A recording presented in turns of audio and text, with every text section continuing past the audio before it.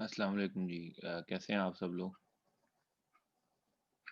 आज कोई स्टूडेंट्स का आ ही नहीं रहे। आज कोई एफवाईपी का कोई प्रेजेंटेशन वगैरह तो नहीं है? No sir. क्या चक्कर है फिर? गुलशेर आए क्यों नहीं यार स्टूडेंट्स? फर्स्ट क्लास में भी नहीं थे ज़्यादा। स्टूडेंट्स को घर बैठ के जो है ना सुस्ती चाह रही है। चलो खैर है, हमें क्या, हमने मांस काटने हैं बस और निकल जाना है।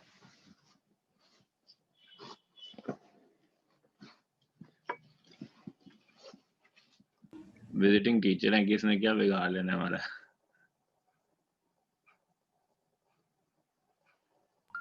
ये तो है सर।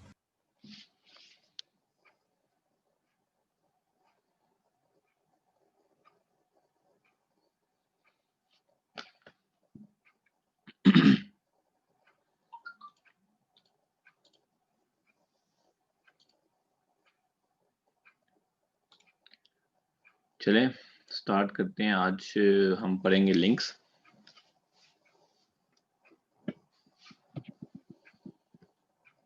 लिंक्स लिंक्स का आइडिया है किसी को? क्यों गुलशेर? नहीं सर। ये कल मेरे साथ हुआ।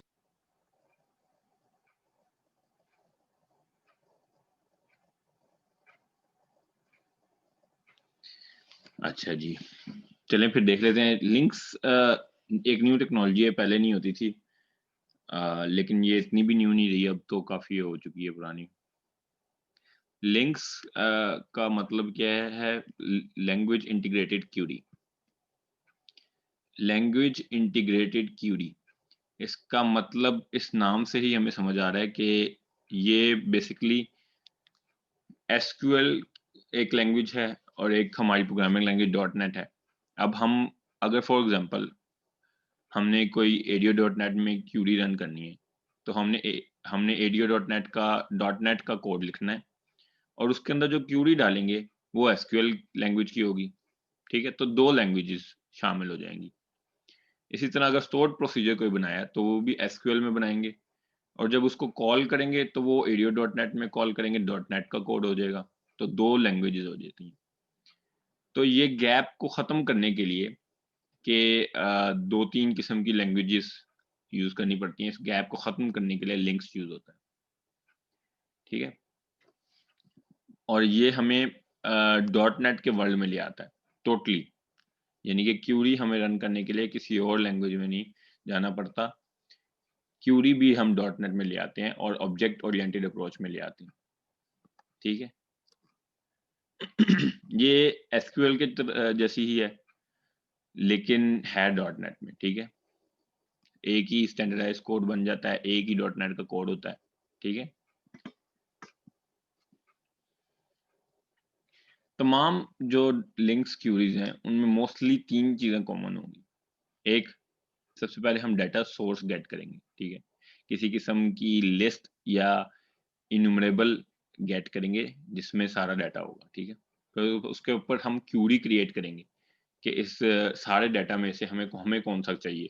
ठीक है, जैसे सिलेक्ट स्टैटिक फ्रॉम स्टूडेंट्स, ये सारे स्टूडेंट्स का डाटा ले आएगा, सारे स्टूडेंट्स का रिकॉर्ड्स ले आएगा।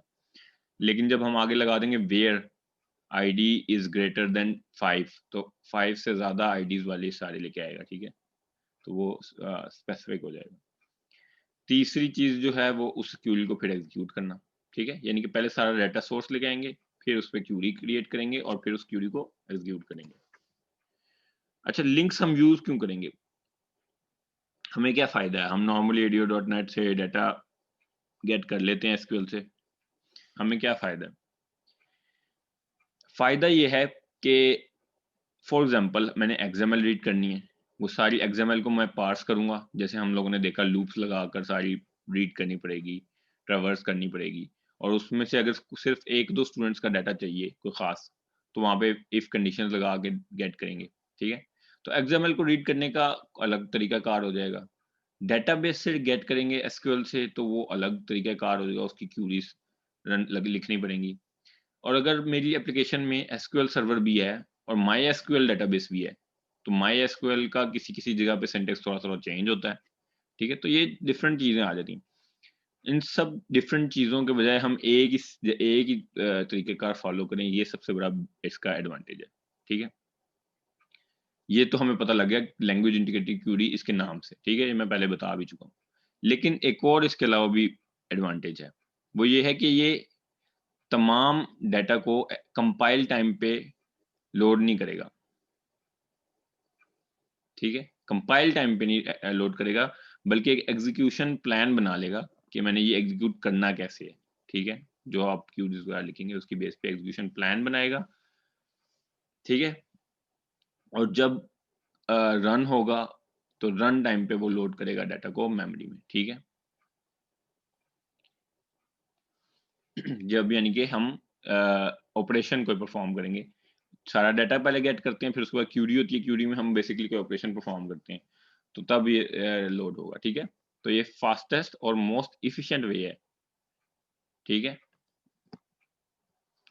लिंक्स ऑफर कॉमन सिंटेक्स, ठीक है। जाहिर है एक्सएमएल रीड करनी है, एसक्यूएल रीड करनी है, माई एसक्यूएल करनी है, इन सब के डिफरेंट सिंटेक्स के बजाय कॉमन सिंटेक्स एक प्रोवाइड कर देगा आपको, ठीक है।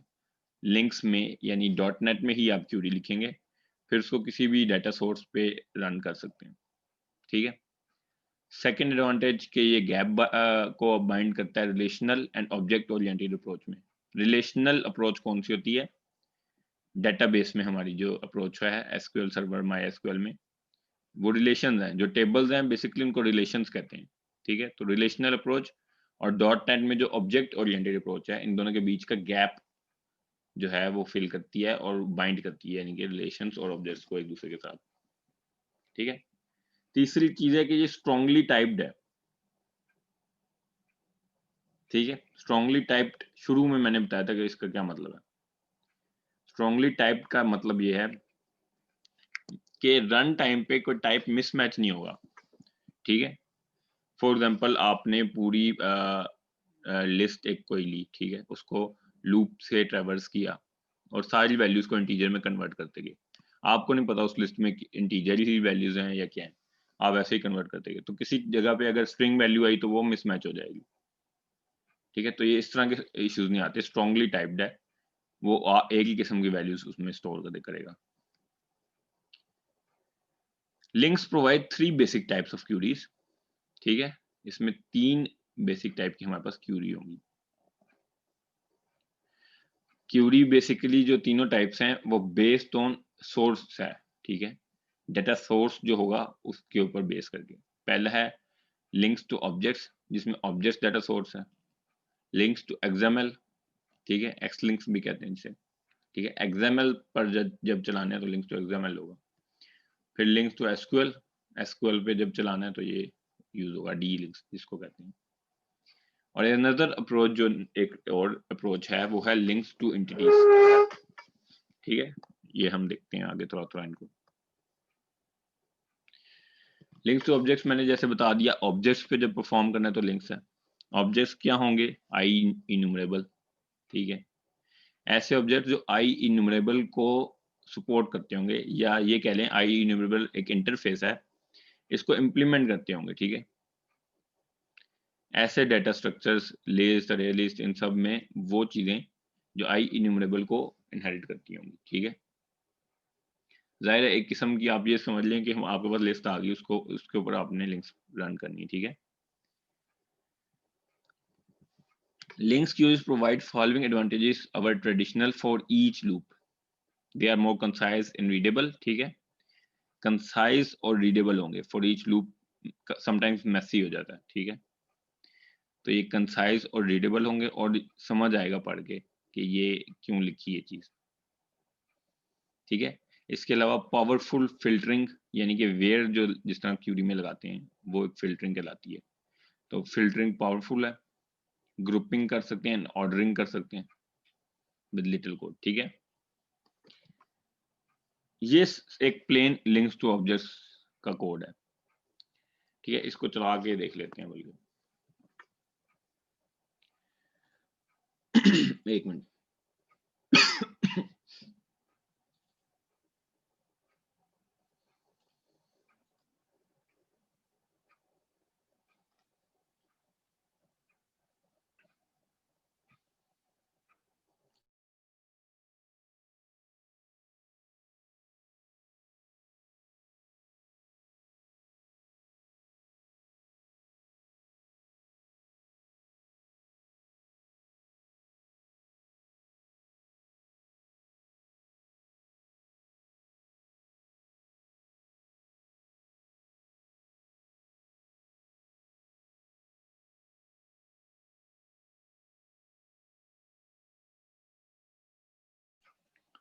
जी, एक बना लेते हैं हम new project, Windows form application बना लेते हैं। वैसे तो ये किसी में भी आप चला सकते हैं, लिंक्स वेब में भी चला सकते हैं।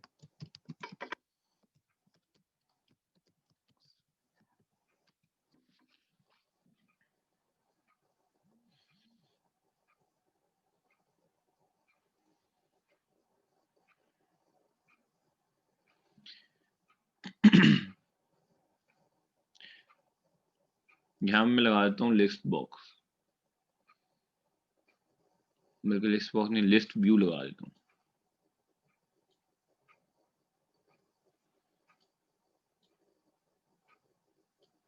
ठीक है, अब फॉर्म लोड के मेथड में जाऊंगा। यहाँ मैं एक अरे बना देता हूँ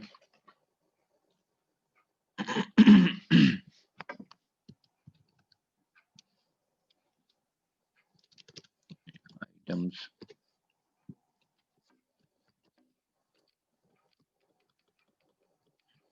अरे में कुछ रैंडम वैल्यूज हैं, -2, 9, 10, 0, -27, 28, 50, 100, -100। ठीक है, ये नंबर्स हैं, इंटीजर अरे है।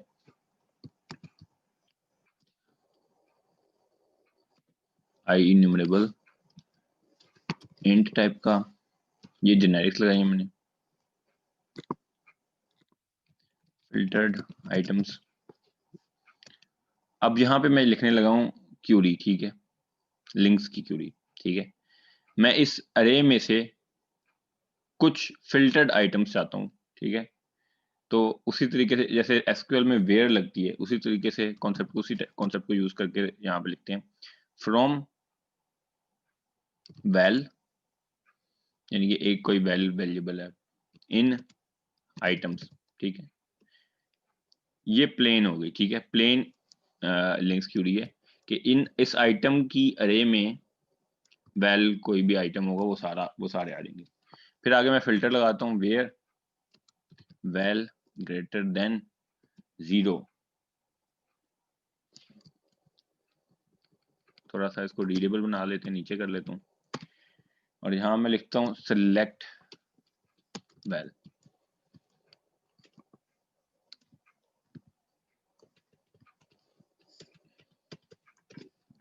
ठीक है, यानी कि ये तो आइटम्स में से कोई वैल्यू आ गई। ठीक है, और वेयर वैल्यू ग्रेटर देन 0 हो, उस वैल्यू को सिलेक्ट करके इसमें डाल देना।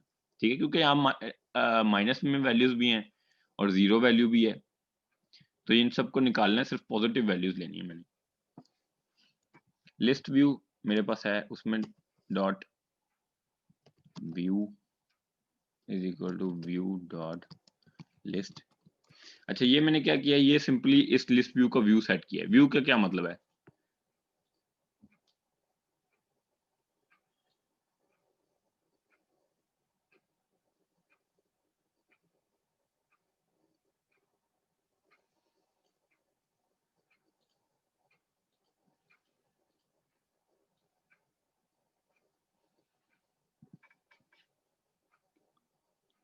ये है व्यू। ठीक है, व्यू में लार्ज आइकन सेट था। ठीक है, कोई भी आइटम्स हैं उनका लार्ज आइकन शो करनी है, डिटेल्स, स्मॉल आइकन, लिस्ट, या टाइल। ठीक है, टाइल व्यू, जैसे हम अपने फाइल एक्सप्लोर में या माई कंप्यूटर में आइकन्स को अरेंज करते हैं, उस तरह के यहाँ पे ऑप्शन हैं। मैंने सिंपल उसका लिस्ट रख दी है ताकि जो भी वैल्यूज हैं सिर्फ उसकी लिस्ट दिखाए। बैक एंड कोड से रखा है, फ्रंट एंड से नहीं रखा। फ्रंट एंड से भी आप रख सकते हैं। फॉर ईच लूप लगा देता हूँ var values in filtered items, filtered items। ठीक है,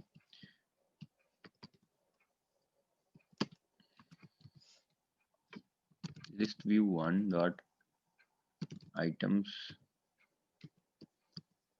dot add। अब और ऐड क्या करना है, वैल्यूज डॉट टू स्ट्रिंग कर देता हूँ।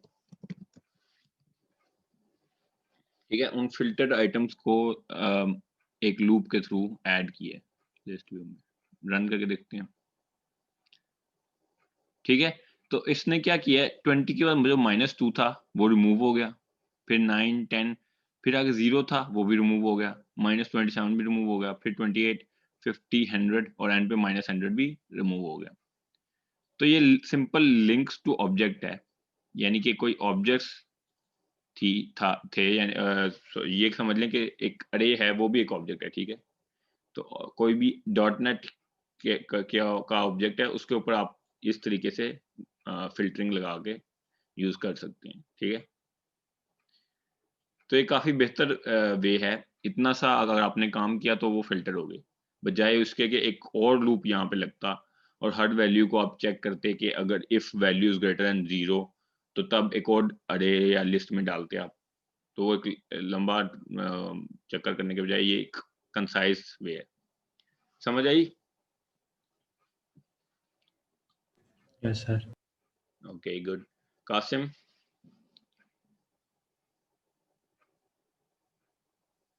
Talha? Yes sir. Good. Kashmala? Yes sir. Good. चलें, तो ये तो सिंपल होगी लिंक्स टू ऑब्जेक्ट्स। ये मैंने कोड यहाँ पे भी दिया हुआ है, ठीक है, ताकि आप यहाँ से भी रन कर सकें। मैंने सारे कोड इस स्लाइड में डाल दिए जितने में मैं चलाऊंगा आज। अच्छा, अब इसमें दूसरी जो टाइप है एक्सएमएल वाली, वो हम स्किप कर देते हैं, हमें वो स्टडी करने की जरूरत नहीं है यहाँ पे। अगर आपने कभी यूज करनी है तो आप कर सकते हैं, नेट पे उसका कोड होगा, देख के कर सकते हैं, लेकिन फिलहाल हमें यहाँ पे स्टडी करने की जरूरत नहीं है। फिर एक और टाइप है लिंक्स टू एसक्यूएल। ठीक है,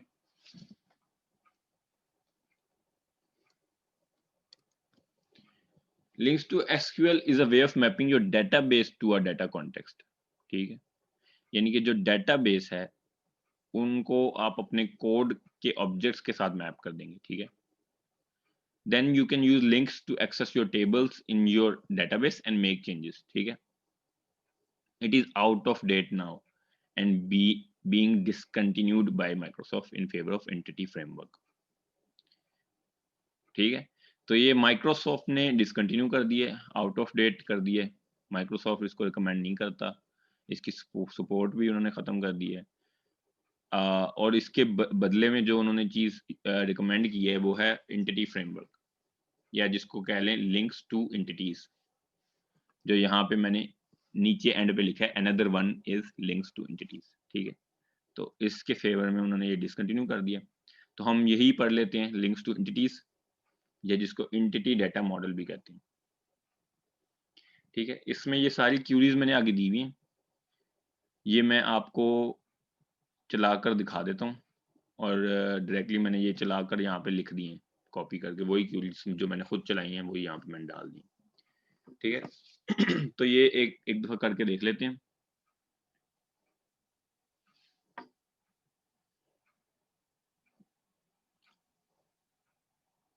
एक सेकंड रुकिएगा, माउस को कुछ मसला।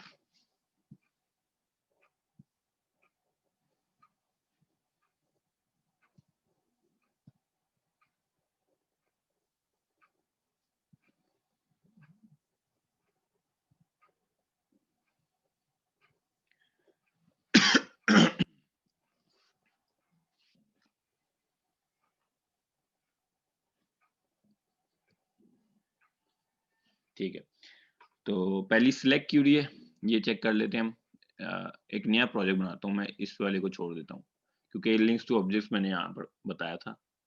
तो एंटिटी मॉडल के लिए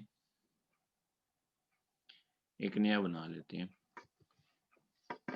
जिसको मैं कहता हूँ links entity data model app.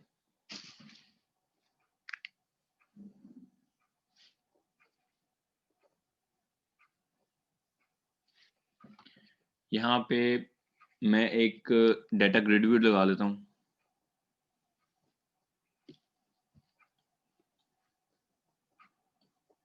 ये डाटा ग्रिड व्यू, जिससे आप अच्छे तरीके से फैमिलियर होने चाहिए, क्योंकि ये आपने काफ़ी यूज़ कर लिया है वेब एप्लीकेशंस में भी और विंडोज फॉर्म में भी। आवाज आ रही है ना आप सब लोगों को? यस सर, आ रही। अच्छा, अब यहाँ पे एक चीज, प्रोजेक्ट पे राइट क्लिक करेंगे, ऐड न्यू आइटम। यहाँ पे लेफ्ट साइड से डाटा है, डाटा का सेक्शन में जाऊंगा, ADO.NET एंटिटी डाटा मॉडल, ये फर्स्ट आइटम सेलेक्ट करूंगा।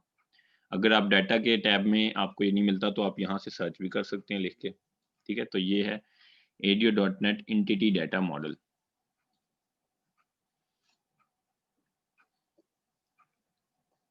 इसको मैं ऐड कर देता हूँ। जैसे ही मैं ऐड करूंगा वो कहेगा कंटेंट्स बताएं, एम्प्टी रखना है या डेटाबेस से उठाना है, तो मैं डेटाबेस सेलेक्ट कर लेता हूँ।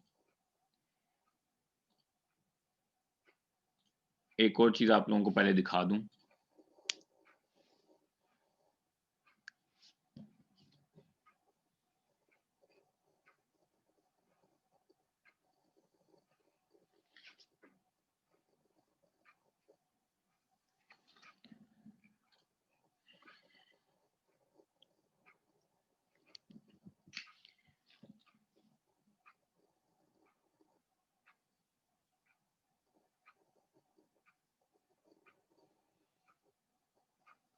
ये जो मेरी पुरानी स्टूडेंट्स डीबी है, जो शुरू से हम यूज करते आ रहे हैं, इसमें स्टूडेंट्स का टेबल और कोर्सेज का, मैंने इनको थोड़ा सा मॉडिफाई किया। कोर्सेज का टेबल न्यू है, ये भी आपको दिखाता हूँ। स्टूडेंट्स के टेबल को थोड़ा सा मॉडिफाई किया, आईडी, नेम, ईमेल और फीस, ठीक है। ये चीजें अगर पहले भी यही चीजें आपके पास तो ठीक है। और कोर्सेज का जो टेबल है उसमें कोर्स आईडी है, नेम है और स्टूडेंट आईडी है, ठीक है, कि कौन से स्टूडेंट के साथ ये लिंक्ड है, कौन से स्टूडेंट ने ये कोर्स उठाया हुआ है, ठीक है। जैसे स्टूडेंट 1 ने ये 2 कोर्सेज उठाए हुए हैं, बीपी और एमपीएल, और स्टूडेंट 2 ने वीपी उठाया हुआ है, ठीक है। अच्छा, अब यहाँ पे जब डाटा सॉरी डेटाबेस से मैं जनरेट करूंगा एंटिटी डाटा मॉडल, तो यहाँ से कनेक्शन न्यू, अगर न्यू बनाना है तो न्यू बना लें, मेरा वही पुराना चलता आ रहा है, वही सिलेक्ट करूंगा, नेक्स्ट। अब यहाँ पे टेबल्स दोनों ले लेता हूँ, ये उसने डाटा मॉडल की फाइल को ओपन करके मुझे दी है। स्टूडेंट आईडी यहाँ पे डालने का ये फायदा हुआ कि दोनों टेबल्स के बीच में अब रिलेशन दिखा रहा है वो, ठीक है, 1 to many का रिलेशन है, और यहाँ पे नेविगेशन प्रॉपर्टीज भी दिखा रहा है, ठीक है। अगर आप कुछ एम्प्टी डाटा मॉडल बनाते हैं तो यहाँ से आप एंटिटी भी ड्रैग एंड ड्रॉप करके बना सकते हैं, यूं ला के छोड़ेंगे तो ये एक एंटिटी बन जाएगी, ठीक है, जो कि मैं फिलहाल नहीं करता। इनहेरिटेंस, एसोसिएशन, ये सब, ये 1 to many, इस तरह के सारे रिलेशंस आप बना सकते हैं। एसोसिएशन लगाएं और उसकी प्रॉपर्टीज में जाके 1 to many भी कर सकते हैं इस तरह, ठीक है। तो ये सारी चीजें आप खुद से भी कर सकते हैं एम्प्टी बनाकर। अच्छा, ये डाटा मॉडल की फाइल मेरी यहाँ पे ऐड हो गई, ये वाली, ठीक है। अब मैं फॉर्म में आ जाता हूँ, अपने फॉर्म लोड में चला जाऊंगा। यहाँ पे मैं लिखता हूँ, ये जो अपने प्रोजेक्ट का नाम है, links entity data model app, ठीक है। ये बेसिकली मेरे प्रोजेक्ट का नाम भी है और मेरी नेम स्पेस भी यही है, ठीक है। तो नेम स्पेस बेसिकली मैंने लिखी है, डॉट करूंगा तो ये एक नई चीज आ जाती है, स्टूडेंट्स डीबी एंटिटीज, ठीक है। Students DB equal to new students DB entities, ये एक ऑब्जेक्ट मैंने बना लिया। अब मैं यहाँ पे लिखूंगा students dB dot students dot to list कर देता हूँ। इस तरह क्या होगा, तमाम स्टूडेंट्स मेरे रिटर्न हो जाएंगे जितने भी होंगे, ठीक है। मैं इसको एक लिस्ट के स्टूडेंट टाइप का टाइप की लिस्ट है, स्टूडेंट लिस्ट इज इक्वल, ठीक है। स्टूडेंट लिस्ट के वेरिएबल में मैंने इसको स्टोर कर लिया, इस लिस्ट को, ठीक है।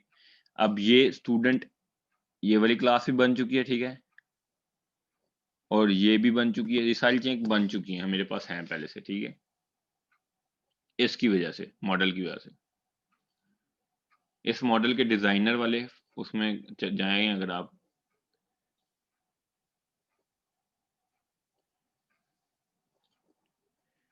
तो ये काफी सारी चीजें आपको देखने के लिए यहाँ पे मिलेंगी। ये कोर्सेज गेट करने तो इस तरह गेट कर लेंगे कोर्सेज करके, स्टूडेंट्स मैंने गेट किया तो स्टूडेंट्स बेसिकली मैंने ये कॉल किया, ये वाला मेथड, और ये ऑब्जेक्ट सेट स्टूडेंट रिटर्न कर रहा है, ठीक है। ये जहाँ पे जो मैंने स्टूडेंट्स कॉल किए ये, ठीक है, तो ये ऐसे काम कर रहा है, तो इसमें सारा कुछ पड़ा। अच्छा, फिर उसके बाद मैं एक वेरिएबल बना लेता हूँ q इज इक्वल टू, अब मैं यहाँ पे लिंक्स लिखूंगा from p in student list dot as enumerable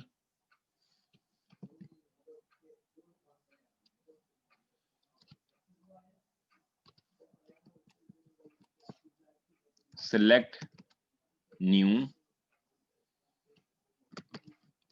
के अंदर फिर से ब्रैकेट लगा देता हूँ, क्या क्या है, p dot name,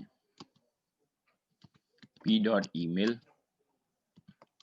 p dot fees, ठीक है। सिलेक्ट न्यू, और जो p वेरिएबल बनाया है उसके सारे p जो जो मैंने एट्रीब्यूट्स गेट करने हैं, p dot name, email, fees, वो बना दिया, ठीक है। और फिर उसके बाद ये जो पूरा ब्रैकेट है, इसके बाद मैं इसको कर देता हूँ उसी तरह टू लिस्ट जैसे पहले किया था, ठीक है, ठीक है। तो अगर मैं स्लाइड्स में देखूं, ये ऑब्जेक्ट्स, ठीक है, इन्यूमरेबल में पहले सारी वैल्यूज ली थी, ठीक है, ये वो इन्यूमरेबल में मैंने ले ली, ठीक है। फिर उसके बाद मैंने इस पे कोई किसी किस्म की जो भी वेयर वगैरह लगाई हुई थी वो इस तरह से लगानी है कि सिलेक्ट न्यू करना है और ब्रैकेट में जो जो एट्रीब्यूट्स हैं वो डालने हैं, ठीक है, द टू लिस्ट। ये सिंपल सिलेक्ट की क्यूरी होगी है। अब इसको मैं data grid view dot data source is equal to Q कर देता हूँ, ठीक है। अब इस क्यू में इन ये सारे एट्रीब्यूट्स और इनकी वैल्यूज हैं, ठीक है। सेव ऑल करके इसको रन करके देखते हैं क्या होता है, ठीक है। तो उसने हेडिंग्स भी उठा ली और उनकी वैल्यूज भी उठा ली, ठीक है, जो जो मैंने डाली वो सब यहाँ पे आ गई है, ठीक है। अगर मैं चाहूं तो ये वेयर भी लगा सकता हूँ, ठीक है। सेलेक्ट न्यू से पहले यहाँ पे वेयर लगा देता हूँ, ठीक है। तो ये इस तरह की मैनिपुलेशन डाटा पे मैं कर सकता हूँ, ठीक है। सिलेक्ट की क्यूरी, ये मैंने यहाँ पे भी कोड दिया हुआ, समझ आई किसी को बात? सिंपल सिलेक्ट की क्यूरी है, अभी इसमें कुछ भी नहीं हमने लगाया,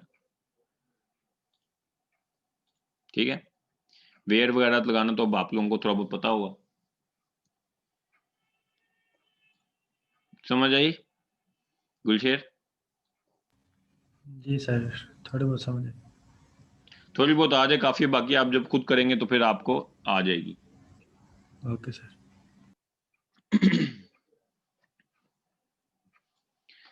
अब दूसरी चीज देखते हैं, दूसरी चीज है सिलेक्ट के बाद ज्वाइन क्यूरी, कि आप लोगों ने डेटाबेसेस का कोई कोर्स पढ़ा तो उसमें आपने ज्वाइंस लगाना सीखे होंगे, ठीक है। तो दो टेबल्स के बीच में ज्वाइंस कैसे लगानी है, ये ज्वाइंस वगैरह लगाने थे, इसलिए मैंने कोर्सेज का एक और टेबल भी बनाया है, ठीक है।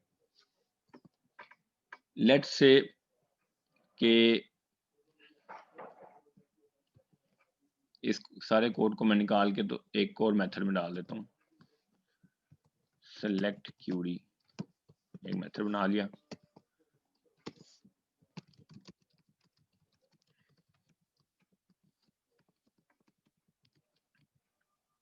ठीक है। अब मैं कहता हूँ ये सिंपल सेलेक्ट नहीं मैंने लगानी, ज्वाइन क्यूरी लगानी है, ज्वाइन क्यूरी, ये मेथड बना देता हूँ फिर ज्वाइन क्यूरी का, प्राइवेट वॉइड ज्वाइन क्यूरी।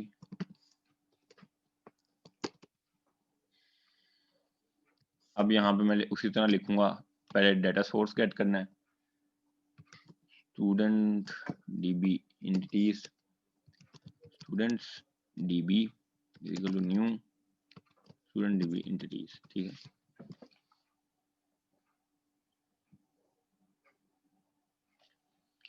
अब मैं यहाँ पे लिखता हूँ उसी तरह list student list is equal to students DB dot, यहाँ से डॉट करने से ही स्टूडेंट्स आ जाते हैं सारे, टू लिस्ट कर दें सारे स्टूडेंट्स आ जाते हैं। अब ये देखें कितना आसान है, सिलेक्ट स्टैटिक फ्रॉम स्टूडेंट्स, ये क्यूरी नहीं लगानी पड़ती, बस ये करते हैं आप तो आ जाता है आपके पास। ये स्टूडेंट्स आ गए। इस तरह मैं लगाता हूँ कोर्स के लिए, कोर्स का उसने कोर्स ही बनाया है। डाटा मॉडल खोल के देख लेते हैं। यहाँ पे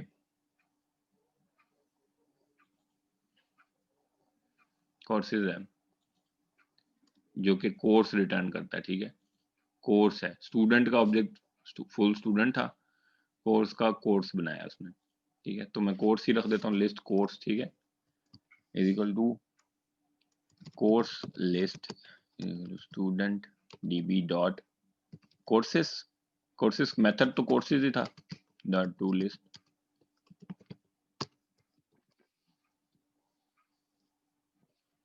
अब मैं लगाता हूँ लिंक्स की क्यूरी,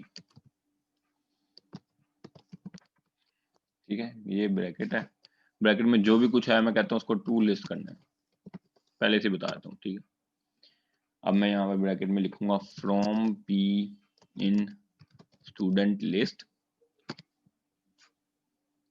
अब मैं लगाता हूँ ज्वाइन C इन कोर्स लिस्ट, ठीक है। उसके बाद हम SQL में भी यूं ही लगाते हैं कि ऑन की क्लास लगाते हैं कि कौन सा कॉलम आपने दोनों का ज्वाइन करना है। P.id equals C.student underscore ID, ठीक है।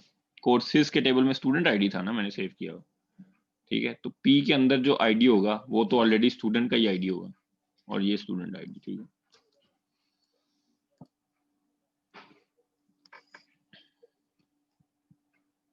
अब मैं यहाँ पे ऑर्डर बाय लगा देता हूँ, ऑर्डर बाय P.id, ठीक है। ये ऑर्डर बाय वैसे मैंने लगा दी अपनी मर्जी से। सिलेक्ट न्यू के बाद उसी तरह कर्ली ब्रैकेट आएंगे,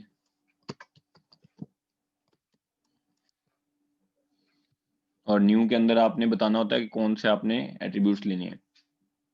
C.name कोर्स का यानी कि नेम, P.name स्टूडेंट का नेम, P.email एंड P.fees। अच्छा, अब कोर्स का नेम भी नेम के साथ सेव है और स्टूडेंट का नेम भी नेम के साथ सेव है, तो ये इशू आएगा, इसलिए यहाँ पे इसको इस तरह कर देते हैं, course name is equal to C.name, ठीक है।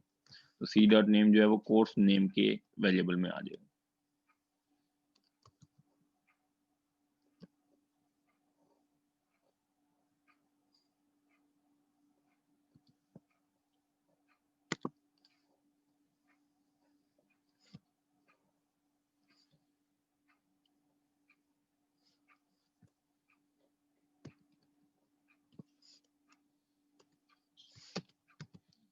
टू लिस्ट T बड़ा,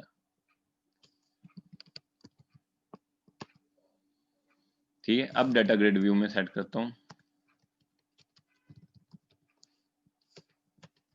data grid view dot data source is equal to Q,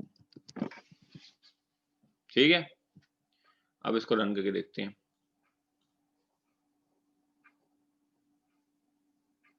ठीक है। तो ज्वाइन हो गया, और ज्वाइन होने से क्या हुआ, कोर्स नेम का एक नया कॉलम आ गया जो सबसे पहले है, ठीक है। फिर उसके बाद बाकी स्टूडेंट की डिटेल्स, यानी कि स्टूडेंट ने जो जो कोर्स उठाए थे वो भी आ गया,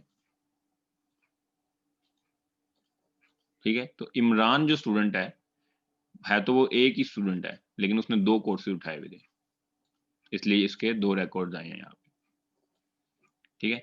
इसके अलावा क्योंकि मैंने ये ज्वाइन लगाया, लेफ्ट ज्वाइन या राइट ज्वाइन नहीं लगाया, सिर्फ ज्वाइन लिखें तो वो इनर ज्वाइन होता है, तो इस वजह से जो रिकॉर्ड्स ऐसे हैं स्टूडेंट के जिनके कोई कोर्सेज नहीं है, तो वो वाले स्टूडेंट्स नहीं आए इस टेबल में, ठीक है।